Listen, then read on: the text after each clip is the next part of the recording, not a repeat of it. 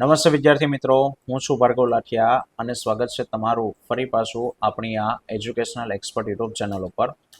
મિત્રો, ધોરણ 9માં ગુજરાત માધ્યમિક અને ઉચ્ચતર માધ્યમિક શિક્ષણ બોર્ડ દ્વારા વિજ્ઞાન વિષયની પ્રશ્ન બેંક છે તે આપણને આપવામાં આવી છે વર્ષ 2025-26 માટે. બરાબર, તો એનું સોલ્યુશન આપણે જોવાના છે. લગભગ 2 ભાગમાં આપણે એને જોશું. બરાબર, ચાલો તો સેક્શન એ થી શરૂઆત કરીએ. પહેલું છે કે ભાઈ નીચેનામાંથી કયું કાર્બન ડાયોક્સાઇડનું ઘન સ્વરૂપ કહેવાય? તો કે સૂકો બરફ. બરાબર, એ CO2 નું ઘન સ્વરૂપ છે. વેગનો એકમ શું છે? તો કે મીટર પ્રતિ સેકન્ડ. ખાલી જગ્યા પ્રકારની મધમાખી એ ઇટલીની મધમાખી છે, તો કે એપિસ મેલિફેરા એ ઇટાલી અથવા ઇટલીની મધમાખી કહેવાય. ચોથું, કઈ કોષીય અંગિકા પોતાનું આગવું ડીએનએ ધરાવે? તો પોતાનું ડીએનએ કોની પાસે છે? તો કે કણાભસૂત્ર અને બીજું રંજક કણ. પણ ઓપ્શનમાં આપણને કણાભસૂત્ર આપ્યું છે એટલે કણાભસૂત્ર. પાંચમું, દ્રાવ્ય ઘન હોય અને દ્રાવક પણ ઘન હોય તો તેવા સમાંગ મિશ્રણને શું કહેવાય? તો કે મિશ્ર ધાતુ કહેવાય. મિશ્ર ધાતુ આમાં કોણ આપ્યું છે? તો કે પિત્તળ. ચાલો, ગોખરું અને ગાજર ઘાસ ખાલી જગ્યાના ઉદાહરણ છે, તો કે નીંદણના છે. ઓડોમીટર એ અંતર છે તે માપ. રેડી? અને કોષની પાચન કોથળી કોને કહેવાય? તો કે લાઇસોસોમ્સને પાચન કોથળી કહેવાય. એક વાતાવરણ દબાણે પાણીનું ઉત્કલન બિંદુ કેટલું હોય? તો કે 100°C હોય. અને કદનો એકમ ખાલી જગ્યા છે તો કે ઘન મીટર.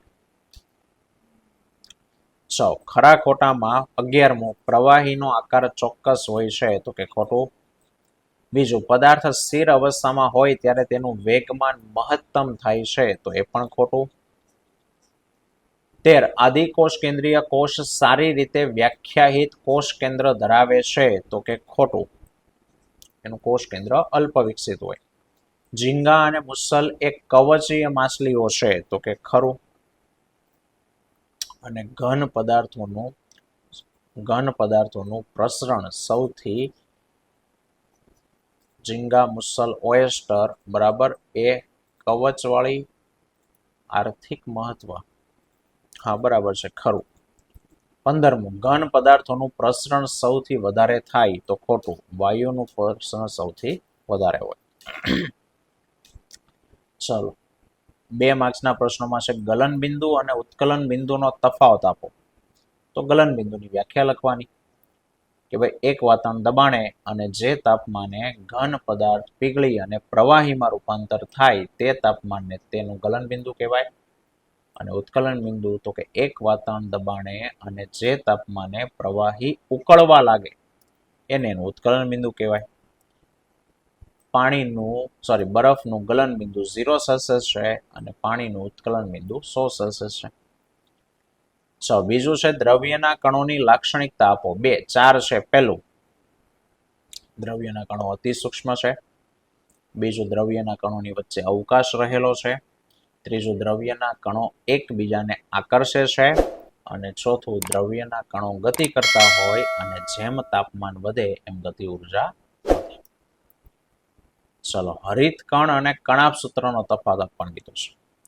તો કે સાહેબ, હરિત કણ એ વનસ્પતિમાં હોય છે, પ્રાણીઓમાં હોતા નથી. જ્યારે કણાભ સૂત્ર વનસ્પતિ અને પ્રાણી બંનેમાં હોય. હરિત કણને વનસ્પતિનું રસોડું કહેવાય, કારણ કે ખોરાક બનાવવામાં મદદ કરે છે. જ્યારે કણાભ સૂત્રને કોષનું પાવર હાઉસ કહેવામાં આવે છે. બરાબર, હરિત કણ ની અંદરના આવરણમાં થપ્પીઓ જેવી રચના આવેલી હોય છે, જ્યારે કણાભ સૂત્રના અંદર ઊંડા પ્રવર્ધો આવેલા હોય છે. તો આ 2 તફાવત. ચોથું, તમારા રોજિંદા જીવનમાંથી 2 ઉદાહરણ લખો કે જ્યાં બાષ્પીભવનને કારણે ઠંડક ઉત્પન્ન થતી હોય. તો કે ભાઈ બાષ્પીભવનને કારણે ઠંડક ઉત્પન્ન થતી એવા 2 ઉદાહરણમાં પહેલું કે સાહેબ માટલાનું ઉનાળાની અંદર માટલાનું પાણી ઠંડુ લાગે. બરાબર, અને બીજું ઉદાહરણ કે ઉનાળાની અંદર તડકામાં કે સાંજના સમયે લોકો પોતાના અગાસી ઉપર કે પોતાના આંગણમાં ફળિયામાં પાણી છાંટે, જેના કારણે ઠંડક અનુભવાય.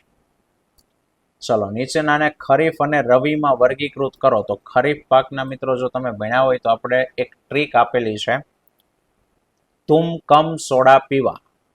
તુમ કમ સોડા, ડા એટલે ડાંગર, મ એટલે મકાઈ. તો આ બે ખરીફમાં આવશે, ચોમાસું પાક. અને રવિ પાકની ટ્રીક છે, અહીં હું તમને લખી દઉં. ખરીફ પાક માટેની એક ચાવી છે, તુમ કમ સોડા પીવા. બરાબર. તું એટલે તુવેર, મ એટલે મકાઈ, કમનું કાંઈ નથી. બરાબર. સો એટલે સોયાબીન, ડા એટલે ડાંગર, સોરી કમમાં ક એટલે કપાસ, ક એટલે કપાસ, અને ફરી પાછો મ એટલે મગફળી. પીવાનું કાંઈ નથી, પીવા ખાલી વાક્ય બનાવવા માટે. તો આપણને આપ્યું છે મકાર અને ડાંગર. અને બીજું રવિ માટે ની ચાવી એવી છે કે ભાઈ વરાછામાં, વરાછાની ચા, ચાવી માટે વરાછામાં રહેવું અઘરું છે. બોલો, વરાછામાં રહેવું કેવું છે? અઘરું છે.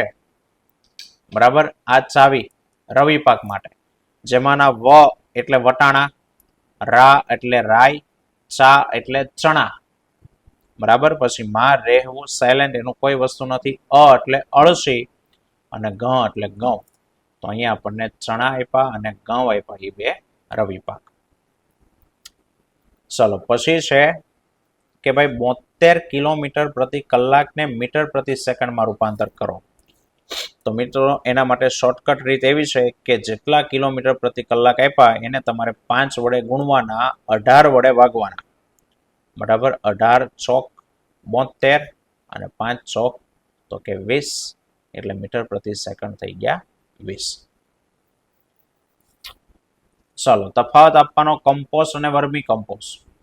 તો કે સાહેબ કમ્પોસ્ટની પ્રક્રિયામાં જે કચરો છે એને જમીનમાં ખાડો ગાળીને સડવા દેવામાં આવે, જ્યારે વર્મી કમ્પોસ્ટની ક્રિયામાં જે સડી જાય એવો કચરો એને અળસિયાની મદદથી સડવામાં આવે.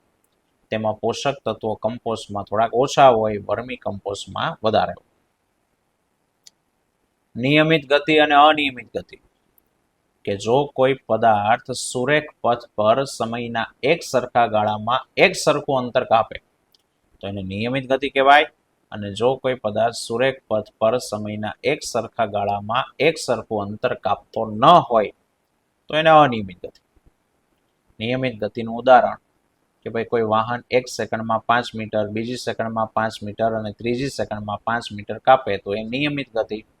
અને આના ઉદાહરણમાં રસ્તા ઉપર જતા વાહન, એની ગતિ અનિયમિત. ચલો 9માં કહે છે કે એક તત્વ રણકાર ઉત્પન્ન કરે અને ખૂબ તણાવપણું ધરાવે છે, તો આ તત્વને તમે કયા વિભાગમાં વર્ગીકૃત કરશો? તો મિત્રો તણાવપણું ધરાવે અને રણકાર ઉત્પન્ન કરી કોના ગુણધર્મો હોય? ધાતુના. તો એ તત્વ જે છે ને એ ધાતુ તત્વ હશે. અને આ તત્વ બીજા કયા ગુણધર્મ ધરાવતું હશે? એટલે તમને ધાતુના ગુણધર્મો પૂછ્યા છે કે સાહેબ ધાતુ ઓરડાના તાપમાને ઘન સ્વરૂપમાં હોય છે, તેઓ સખત અને મજબૂત છે, ચપ્પુથી કાપી શકાતા નથી, ગલનબિંદુ ઉત્કલનબિંદુ ઊંચા હોય. તો આ એના ગુણધર્મ. 10મા સવાલમાં કહે છે કે ભાઈ તમને પાણીના 2 સેમ્પલ આપ્યા છે, એ અને બી, જેમાં નમૂના એનું જે પાણી છે ને 100 સેલ્સિયસે ઉકળી જાય, જ્યારે નમૂના બીનું જે પાણી છે એ 102 ઉકળ્યું. એનો અર્થ કે સાહેબ પ્યોર પાણી નથી, એમાં કંઈક અશુદ્ધિ છે. તો કયું પાણી 0 સેલ્સિયસ તાપમાને ઠરી અને બરફ નહીં બને? તો કે સાહેબ 100 સેલ્સિયસ વાળું પાણી છે એ નમૂના વાળું, બરાબર. તો પાણી જ છે પ્યોર, તો એ 0 સેલ્સિયસ તાપમાને બરફ બની જાય. કયું નહીં બને? તો કે નમૂના બીનું જે પાણી છે ને એ 0 એ બરફ નહીં બને, કારણ કે એમાં અશુદ્ધિ છે. એને બરફ બનવા માટે ટેમ્પરેચર થોડુંક વધારે નીચું જશે ત્યારે એ બરફ બનશે.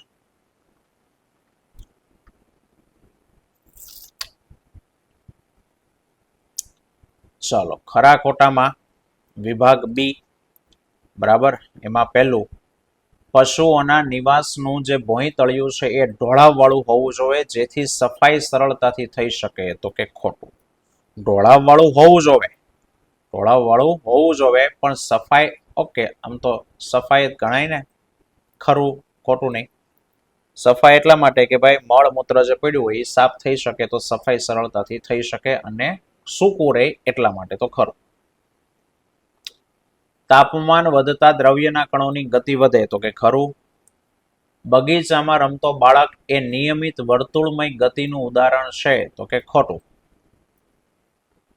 કણાભ સૂત્ર વનસ્પતિ કોષોમાં પ્રકાશ સંશ્લેષણ માટે જવાબદાર છે તો કે ખોટું. ચલો, એક ગાડીનો પ્રારંભિક વેગ 5 મીટર પ્રતિ સેકન્ડ અને અંતિમ વેગ 10 મીટર પ્રતિ સેકન્ડ, તો તેનો સરેરાશ વેગ શોધો. તો મિત્રો સરેરાશ વેગનું સૂત્ર કે ભાઈ પ્રારંભિક વેગ વત્તા અંતિમ વેગ ભાગ્યા 2. પ્રારંભિક વેગ એટલે u, તો એ તમને 5 આપ્યો છે. અંતિમ વેગ તો કે 10 આપ્યો છે ભાગ્યા 2, 15 ભાગ્યા 2 તો 7.5. એનો સરેરાશ વેગ 7.5 મીટર પ્રતિ સેકન્ડ. પ્રકાશ અવધિ એટલે શું? તો કે સાહેબ કે જેટલા સમય માટે વનસ્પતિને પ્રકાશ મળતો હોય એ સમયગાળો એને પ્રકાશ અવધિ તરીકે ઓળખાય. ચલો, પછી કહે છે કે ભાઈ અંધારા ઓરડામાં એક નાના છિદ્રમાંથી પ્રકાશનું સાંકડું કિરણ દાખલ થતા તેના માર્ગમાં આવતા કણો દ્રશ્યમાન થાય છે તો કે ખરું. ઘટનાનું નામ કીધું તો કે ટિન્ડલ અસર, પ્રકાશનું પ્રકીર્ણન અથવા ટિન્ડલ અસર. 8મું, એસીટોનની શીશીને ખુલ્લી મૂકતા તે થોડા સમય પછી ખાલી થઈ જાય છે. કારણ કે સાહેબ એસીટોન એ બાષ્પશીલ પ્રવાહી છે અને તેનું જે આપણે શું કહેવાય ઉત્કલન બિંદુ જે છે ને એ ફક્ત 56 સેલ્સિયસ જેટલું છે અને એટલે ઝડપથી એ બાષ્પીભવન થઈ જાય. ઘટનાનું નામ તો કે બાષ્પીભવન. એક બીકરમાં પોટેશિયમ પરમેંગેનેટના સ્ફટિક છે અને તેમાં પાણી ઉમેરી હલાવવામાં આવે તો બીકરનું પાણી ગુલાબી રંગનું થઈ જાય. તો અહીંયા શું થયું? તો કે છે પોટેશિયમ પરમેંગેનેટ દ્રાવ્ય થઈ ગયું. તો દ્રાવ્ય થવું, ઓગળવું, પ્રક્રિયા, ઘટનાનું નામ દ્રાવ્ય થવું. પ્રસરણ કહેવાય ઘટના, બરાબર. 10મું છે, એક ગ્લાસમાં ભરેલા પાણીમાં એક ટીપું શાહીનું મૂકતા તે સમગ્ર પાણીમાં ફેલાઈ જાય. તો અહીંયા એ પણ ઘટનાનું નામ પ્રસરણ.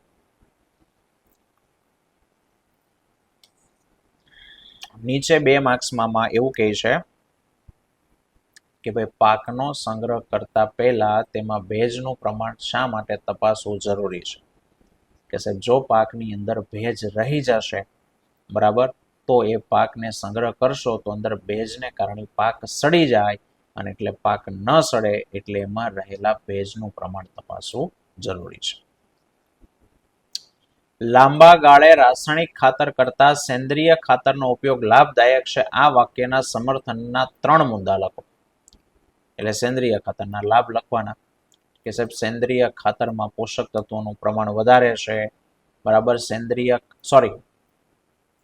સેન્દ્રિય ખાતરમાં કાર્બનિક પદાર્થોનું પ્રમાણ વધારે છે, પોષક તત્વો રાસાયણિકમાં જાજા હોય. સેન્દ્રિય ખાતરના ઉપયોગ કરવાથી જમીનનું બંધારણ સુધરે છે. સેન્દ્રિય ખાતરનો ઉપયોગ કરવાથી જમીનમાં સૂક્ષ્મ જીવોની વૃદ્ધિ વધે છે અને સેન્દ્રિય ખાતરનો ઉપયોગ કરવાથી, બરાબર, જો ચીકણી માટી હોય તો એમાં વધારાનું જે પાણી હોય એ દૂર થાય અને એટલે લાંબા ગાળે જમીન માટે ફાયદાયક છે. સમજાવો કે શા માટે નિલંબનમાં રહેલા કણો તળિયે બેસી જાય છે? તો કે સાહેબ નિલંબનના જે કણો છે એ મોટા છે, ભારે છે, નરી આંખે જોઈ શકાય એટલે એને ખલેલ પહોંચ્યા વગર રાખી મૂકો તો તળિયે બેસી જાય.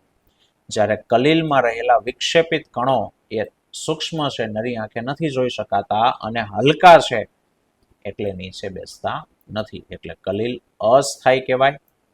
કલીલ કેવું કહેવાશે? તો કે અસ્થાયી. કલીલ અસ્થાયી છે, કલીલ સ્થાયી છે, નિલંબિત અસ્થાયી છે અને જે કલીલ છે કલીલ એ સ્થાયી. નીચે ન બેસે એટલે સ્થાયી, નીચે બેસી જાય તો અસ્થાયી. ચલો મિત્રો, તો આ હજી એક છે. ઓકે, ચલો પછી પૂરું થાય છે. ઓકે, ચલો ચોથામાં તમને કંઈક પરિસ્થિતિ આપી છે. એમાં સિરિંજમાં પિસ્ટન સૌથી વધારે ક્યાં દબાવી શકાશે? તો તો કે સાહેબ વાયુ ભેરો છે અને પાણી. મિત્રો વાયુમાં દબાવી શકાય, કારણ કે વાયુનું દબાણ આપો તો એનું સંકોચન થાય છે. પાંચમું છે કે જો કોઈ ગામમાં વર્ષ દરમિયાન ઓછો વરસાદ થતો હોય તો ખેડૂતોને સારો પાક લેવા માટે કયા ઉપાય સૂચવશો? તો સાહેબ વરસાદ ઓછો થતો હોય તો ખેડૂતોએ સારો પાક લેવો હોય તો એને સિંચાઈ છે તે કરવી જરૂરી છે, બરાબર, અથવા એવો પાક ઉગાડવો જોઈએ કે જેને પાણીની જરૂરિયાત છે તે ઓછી છે, બરાબર. આમ દરમિયાન એને સિંચાઈ માટે નહેર, તળાવ વગેરેનો તે ઉપયોગ કરી શકે. કારણ છે આઈએમપી કણાપ સૂત્રને કોષનું ઉર્જા ઘર કે પાવર હાઉસ શા માટે કહેવામાં આવે? તો કે સાહેબ આપણા શરીરમાં જે સ્થાને ઉર્જા છૂટી પડે એને ઉર્જા ઘર કે પાવર હાઉસ કહેવાય. તો આપણા શરીરમાં કોષમાં જે કાર્ય કરવા માટેની ઉર્જા છે, ઉર્જા કણાપ સૂત્રમાંથી છૂટી પડે છે, અને એટલે કણાપ સૂત્રને પાવર હાઉસ કહેવાય. ચાલો પછી અહીંયા તમને કહે છે કે ભાઈ જો તમને કેટલીક શાકભાજી રાંધવામાં આપવામાં આવે તો રાંધતી વખતે તમે તેમાં સામાન્ય રીતે મીઠું ઉમેરો છો. મીઠું ઉમેર્યાના થોડા સમય પછી શાકભાજીમાંથી પાણી છે એ નીકળી જાય છે, તો આ ઘટનામાં કઈ પ્રક્રિયા જવાબદાર છે? તો મિત્રો પ્રક્રિયા ઘટના થઈ આશ્રુતિ. અને થયું એવું કે સાહેબ શાકભાજીની અંદર પાણી હતું, બહાર પાણી નહોતું, તમે મીઠું ઉમેર્યું એટલે બહારના દ્રાવણની સાંદ્રતા છે તે વધી ગઈ, એને દૂર કરવા અંદરનું પાણી બહાર આવે એટલે બહારનું દ્રાવણ એ હાઇપરટોનિક દ્રાવણ કહેવાય, એટલે ઘટના કહેવાય આશ્રુતિ. ચલો દાખલો છે મિત્રો મોટો છે, આંકડાઓ મોટા થશે. એક કૃત્રિમ ઉપગ્રહ 42,250 કિલોમીટરની ત્રિજ્યાની વર્તુળાકાર કક્ષામાં ભ્રમણ કરે છે, તો તે 24 કલાકમાં ભ્રમણ એક ચક્કર પૂરું કરતો હોય તેની ઝડપ શોધો. તો ઝડપ શોધવાનું મિત્રો સૂત્ર, રેખીય ઝડપનું સૂત્ર કે ભાઈ ઝડપ બરાબર વર્તુળાકાર પથ છે તો કાપેલું અંતર એ 2πr જેટલું થાય અને છેદમાં સમય. ચલો 2 ની કિંમત જે લેવી હોય તે આપણે 3.14 લઈએ, ગુણ્યા ત્રિજ્યા તમને આપેલી છે એ છે 42,250 કિલોમીટર, એમનું એમ રાખીએ, અને છેદમાં સમય લાગે છે એના માટે 24. રેડી? ચાલો પોઈન્ટ દૂર કરો તો ઉપર થશે 2 ગુણ્યા 314 એને ગુણ્યા 42,250 અને એના છેદમાં તો કે 24, અને પેલાના પોઈન્ટ દૂર કર્યા એટલે અંશનો છેદ એ છેદમાં આવશે એટલે છેદમાં 100. ચલો એમાંથી 1 મીંડું અહીંયા કેન્સલ થાય, બરાબર. 12 દુ 24 થાય એટલે અહીંયા 12, 314 ભાગ્યા 2 કરો એટલે 157 થશે, અને અહીંયા 6 દુ ને 12 થશે. અને મિત્રો હવે જે વધ્યું છે એનો તમારે ગુણાકાર ભાગાકાર કરવો પડશે.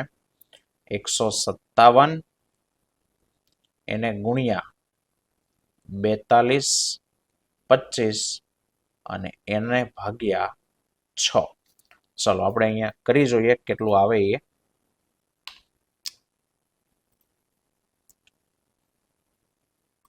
157 ગુણ્યા 42,25 એટલે ઉપર આ થશે, સ્ટેપ વધારવું હોય તો વધારવાનું, નહીં તો ડાયરેક્ટ, અને ભાગ્યા એને 6.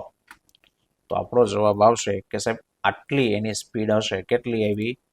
તો કે 1101 સેકન્ડ, સોરી 1100 નહીં પણ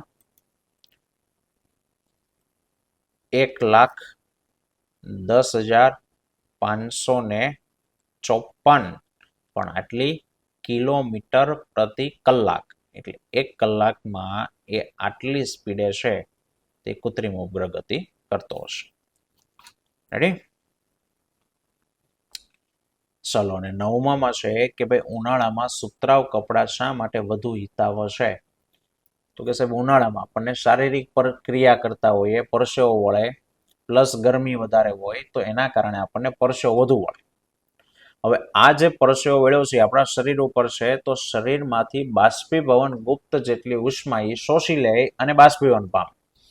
હવે શરીરમાંથી ઉષ્મા શોષી એટલે જ્યાં પરસેવો વળ્યો ને આપણને ઠંડક થાય. હવે પરસેવો સુકાવો જોવે એટલા માટે સાહેબ જે કપડાં પહેર્યા જો સુતરાવ હોય તો જે સુતરાવ કપડું છે ને એ પરસેવાને શોષી લે અને સરળતાથી કપડામાંથી પરસેવો વાતાવરણમાં જઈ શકે અને એટલા માટે ઉનાળાની અંદર સુતરાવ કપડાં પહેરવા હિતાવહ છે. કારણ કે કપૂરને ગરમ કરતા તેનું સીધે સીધું વાયુમાં રૂપાંતર થાય છે. કારણ તો કે કપૂર ઉધ્વપાતી પદાર્થ છે અને ઉધ્વપાતી પદાર્થ એને કહેવાય કે ગરમ કરો તો વચ્ચે પ્રવાહી અવસ્થા ન આવે સીધે સીધું વાયુ અને એટલે એમાંથી સીધે જ વાયુ છે તે બની જાય. બરાબર. તો આપણો અહીંયા વિભાગ એ અને બી નું સોલ્યુશન. આવતા વિડીયોમાં વિભાગ સી અને ડી ની વાત કરશું. ત્યાં સુધી જય હિન્દ, જય ભારત.